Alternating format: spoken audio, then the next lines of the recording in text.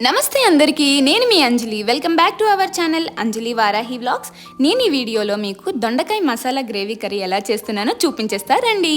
ముందుగా దొండకాయల్ని ఈ విధంగా కట్ చేసి పక్కన పెట్టుకోవాలండి. వీటిని వేయించుకోవడం కోసం స్టవ్ ఆన్ చేసి ప్యాన్ పెట్టుకుని ఆయిల్ వేసి ఆయిల్ హీట్ ఎక్కాక దొండకాయ ముక్కల్ని వేసి వేయించుకోవాలి.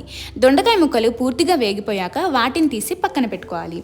ఇప్పుడు అదే ప్యాన్లో టొమాటో, ఆనియన్స్, పచ్చిమిర్చి ముక్కల్ని వేసి వేయించుకోవాలి. వీటితో పాటు నేను వీడియోలో చూపిస్తున్న హోల్ బిర్యానీ మసాలాలు వేసుకొని వేయించుకోవాలండి.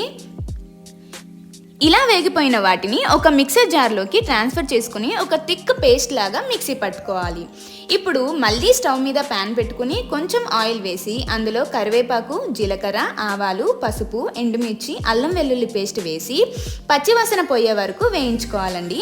అవి మొత్తం వేగిపోయాక మనం మిక్సీ పట్టుకున్న పేస్ట్ వేసి కలుపుకుని అందులో కొన్ని వాటర్ యాడ్ చేసుకుని ఉప్పు, కారం, మసాలా పొడి వేసి మూత పెట్టుకొని ఉడికించుకోవాలి. ఇప్పుడు మూత తీసి దాంట్లో మనం ముందుగా వేయించి పెట్టుకున్న దొండకాయ ముక్కల్ని వేసుకొని గ్రేవీ మొత్తం ముక్కలకి పట్టేదాకా ఉడికించుకోవాలండి. ఇప్పుడు లాస్ట్లో కొత్తిమీర వేసుకొని స్టవ్ ఆఫ్ చేసుకోవడమే. అంతే అండి, దొండకాయ మసాలా గ్రేవీ కర్రీ రెడీ. మీకు కూడా నచ్చితే please like, share and subscribe చేసుకోండి. బాయ్.